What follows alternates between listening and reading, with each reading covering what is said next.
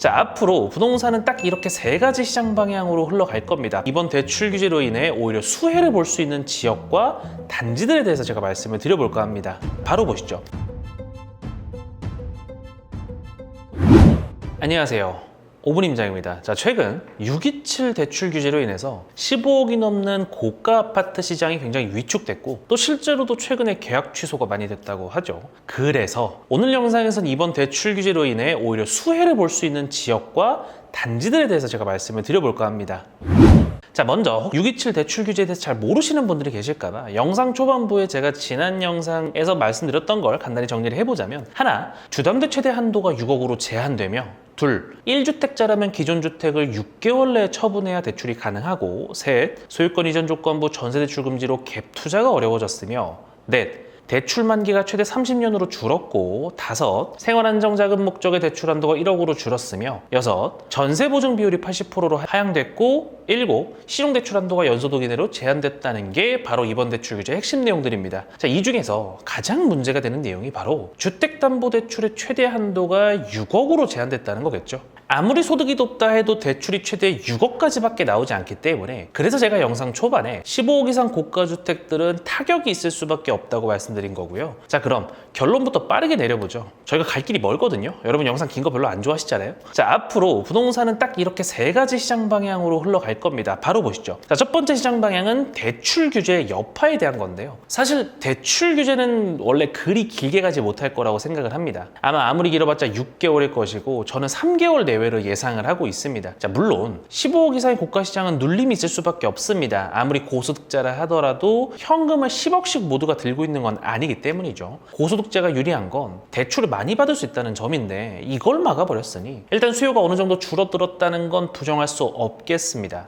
자, 두 번째 시장 방향은 10억 이하 지역과 단지가 수혜를 볼 거라는 겁니다. 자, 서울에선 중하급지, 경기 인천에선 중상급지가 여기에 해당이 되겠죠. 자, 이런 생각을 한번 해보자고요. 20억짜리 마포 아파트를 보던 사람이 대출이 막혔으니 10억짜리 아파트를 사러 갈까요? 아니죠. 절대로 그런 일은 일어나지 않습니다. 차라리 집을 안 샀으면 안 샀지 10억 언더를 보러 가진 않을 겁니다. 근데 그 사람은 15억짜리 아파트로 눈을 돌릴 수도 있고, 근데 15억을 보던 사람은 또 이제 10억짜리로 눈을 돌릴 수가 있습니다. 모든 건 위에서부터 이렇게 퍼져나가기 때문에 그렇습니다. 많은 사람들이 이렇게 말을 해요. 야, 강남 사려던 사람들이 그렇다고 10억짜리 아파트를 사겠냐? 라고 빈정대시던데, 당연히 강남 보던 사람들이 10억짜리 아파트 보러 안 갑니다. 강남 보던 사람은 잠실 보던 사람은 분당 보던 사람은 용인 수지를, 이렇게 한 단계씩 점점 내려간다는 거죠. 따라서 10억 이하의 지역과 단지는 오히려 갭을 메울 겁니다. 5억에서 6억을 대출받아 들어갈 수 있는 마지노선이거든요. 자, 세 번째 시장 방향은 관리 처분 인가 이후에 재건축 재개발이 주목받을 거라는 겁니다. 이번 대출 규제에는 몇 가지 빈틈이 있는데, 그중 하나는 관처 이후의 재정비 사업지는 이주비 대출에도 한도가 없다는 거죠. 자, 물론 재정비 구역이 완공되어 입주를 할 때는 6억 대출 규제가 적용이 또 되겠지만, 그건 아직 한참 뒤의 얘기죠. 그때는 지금의 대출 규제 조항이 없을 가능성도 높고요. 따라서 대출 규제가 나왔던 6월 27일 기준 관리 처분 인가 이후에 재건축 재개발 사업지가 상대적으로 수혜를 볼 겁니다. 현재 서울에선 관처 이후 단계의 재정비 구역이 많이 있는 건 아니지만 경기 인천으로 눈을 돌리면 많죠. 이곳들이 기회가 될 겁니다. 자, 이제부터 채널 고정하세요. 제가 웬만하면 저희 영상에서 직접적으로 지역 언급이나 단지 언급을 하지 않으려고 해왔는데요. 다만 오늘 영상에선 직접적으로 지역과 단지를 몇 개 예시를 들어서 여러분들이 이해를 도우려고 합니다. 물론 이번 대출 규제에서 피해간 지방도 있겠지만 이번에 수도권 위주로 말씀드려 보겠습니다. 지방은 다음 기회에 한번 다뤄보도록 하고요. 자, 다시 한번 말씀드리지만 몇 개만 예시로 들어드리는 겁니다. 절대로 매수 추천, 투자 추천이 아닙니다. 자, 먼저 서울부터 보면 첫 번째는 불광 5구역이 대표적인 수혜지 중 하나로 꼽힐 수 있겠죠. 현재 관리처분 인가를 받고 2주 단계에 있으며 완공 시엔 총 2451세대의 대단지가 될 곳인데요. 6호선 독바위역, 3호선과 6호선 불광역을 초역세권으로 접하고 있으면서 또 불광초로 품고 있기 때문에 입지를 저희가 이렇게 간단히만 봐도 굉장히 훌륭하죠. 또 최근에 대조 1구역인 힐스테이트 메디알레가 꽤 비싼 분양가로 논란이 있었음에도 선전을 해줬기 때문에 이제 대조 불광 시선은 불광 5구역으로 향하고 있습니다. 제가 앞에서 말씀드렸던 시장 방향 방향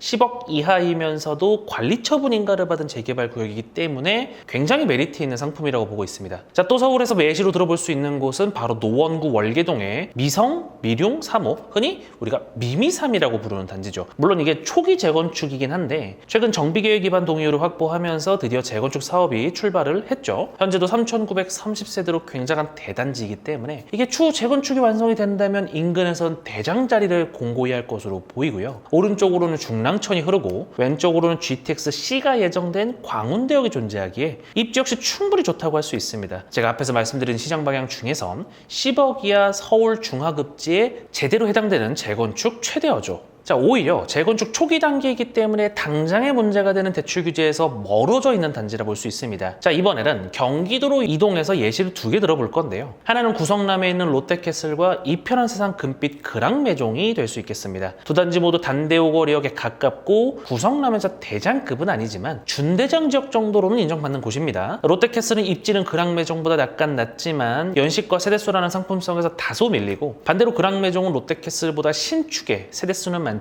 입지가 상대적으로 아쉬우면서 1단지를 제외하면 역세권이라 보기도 어렵고 경사도 있습니다. 구성남의 이 두 단지는 제가 앞에서 말씀드린 시장 방향에서 10억 이하의 신축 혹은 준신축 똘똘이에 해당이 되겠죠. 자, 두 번째 경기도 예시단지는 부천의 괴한 3D, 곧 쌍용더 플래티넘 온수역이라는 이름으로 일반 분양을 앞두고 있는 재개발 구역입니다. 총 759세대 쌍용건설, 즉 세대수와 브랜드가 다소 아쉽지만 현재 착공을 이미 시작해서 곧 일반 분양을 앞두고 있기 때문에 리스크가 모두 제거된 상태라고 볼 수가 있고, 1호선과 7호선 더블 역세권인 운수역을 도보 7분에 갈 수 있을 정도로 교통 하나만큼은 준서울이라고 할 수가 있습니다. 특히 이곳은 제가 최근 칼럼에서 예시를 한번 들었을 정도로 원래도 괜찮은 곳이지만 이번 대출 규제로 인해 더욱 주목받을 수 있는 곳 중 하나라고 생각을 합니다. 앞에서 말씀드린 시장 방향 중에선 10억 이하이면서 관리 처분인가 이후 단계의 재개발에 해당되겠죠. 자, 이제 마지막으로 인천에선 3개의 지역과 단지를 볼 텐데요. 첫 번째는 송도의 송도자이 하버뷰 2단지가 예시로 될 수 있겠습니다. 최근 송도의 분위기가 안 좋다는 얘기가 많은데 이건 109는 딴 세상 얘기입니다. 애초에 송도의 가장 큰 장점 중에 하나가 학군이었던 만큼 최대 위기를 품고 있는 109는 굉장히 안정적인 모습을 보여주고 있는데요. 여기에 학원가, 센트럴파크, 아이비디라인 모두 인접한 곳이 바로 하버뷰 2단지인 만큼 앞으로도 안정적인 시세를 보여줄 것이라고 예상을 합니다. 자, 두 번째 인천에서 예시가 될 곳은 청라제일 풍경채 2차 에듀앤파크입니다. 청라 1동에 비해서 상대적 신축이면서 최대 상권지인 커넬웨이가 가깝고